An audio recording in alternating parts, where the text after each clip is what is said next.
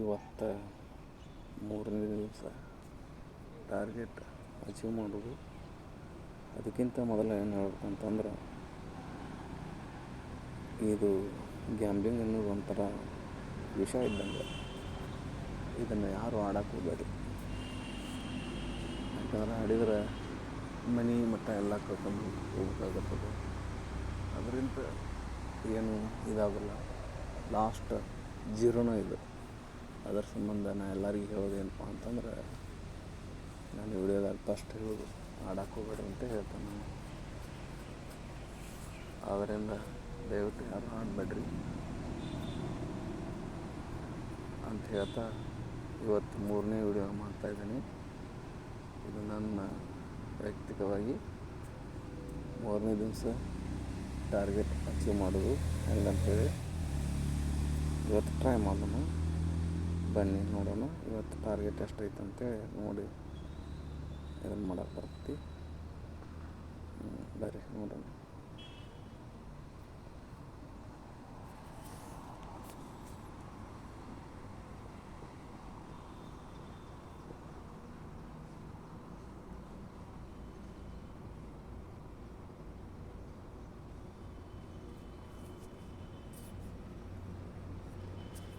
Target achieve ಮಾಡ್ಬೇಕಂತಂದ್ರೆ ನಮ್ಮ psychology power ಭಾಳ ಇರಬೇಕು, ಏಕಾಗ್ರತೆ ಅನ್ನೋದು ಭಾಳ ಇರಬೇಕು, ಮೈಂಡ್ ಕಂಟ್ರೋಲ್ ಇರಬೇಕು. ಅಂದಾಗ ಇದನ್ನು ಮಾಡೋಕ್ಕೆ ಟ್ರೈ ಮಾಡ್ಬೋದು. ಎಲ್ಲ ಇದರಿಂದ ಯಾರ ಕೈಯಿಂದ ಆಗೋದಿಲ್ಲ ಅಷ್ಟು ಈಸಿ. 98% ಫ್ರೆಂಡ್ಸು ಇಲ್ಲ, ನಾವು ಇಬ್ಬರು ಯಾರೋ ಗೆಲ್ಬೋದು. 98 ಮಂದಿ ಸೋಲ ಇದ್ರಾಗಲ್ಲ.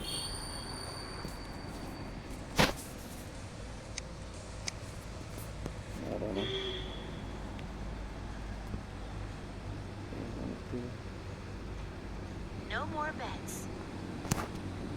ಇವನ್ ನಂಬರ್ ಬಂದೈತಿ. ಡಜನ್ ಹಚ್ಚಿದ್ದಾನೆ, 2 ಡಜನ್ನ ನೋಡೋಣ. ಸೆಕೆಂಡ್ ಡಜನ್, ಥರ್ಡ್ ಡಜನ್ ಯಾವಾಗ ಬರ್ತೈತೆ ನೋಡೋಣ.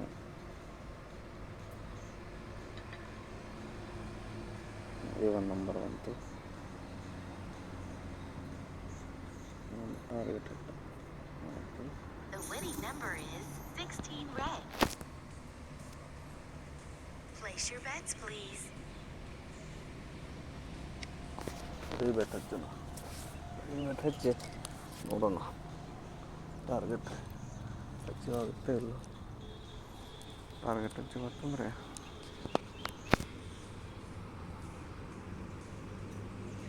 No more bets.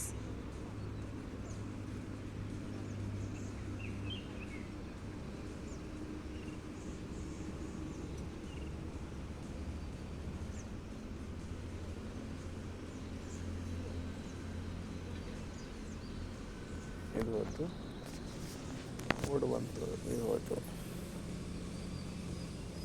The winning number is 7 red. Place your bets, please.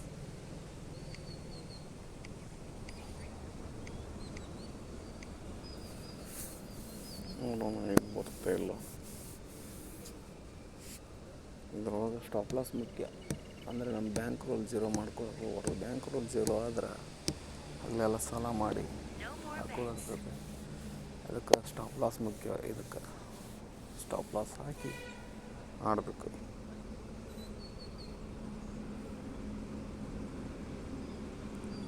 ನೋಡೋಣ ಏನು ಬರುತ್ತೆ. ಸ್ಟಾಪ್ ಲಾಸ್ ಹಾಕಿ ಎಸ್ ಮತ್ತೋದೆ ಬಂತು. ನಂದು ಇವತ್ತಿಂದ ಟಾರ್ಗೆಟ್ ಅಚೀವ್ ಆಯಿತು.